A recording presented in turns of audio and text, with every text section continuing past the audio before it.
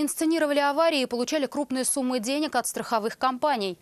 В общей сложности десятки миллионов рублей. Сегодня в Ахитовском суде начали оглашать приговор в отношении 5 обвиняемых в мошенничестве в сфере страхования. По версии следствия, один из них, работая руководителем юридической фирмы, помогающей автовладельцам, предложил своему брату и еще 3 знакомым подзаработать.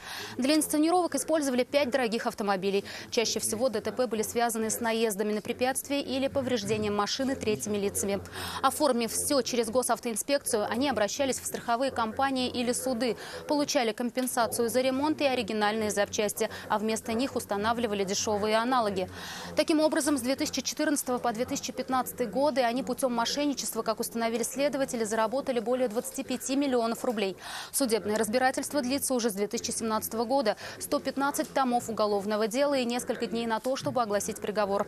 По словам представителей суда, развязки стоит ожидать уже в понедельник.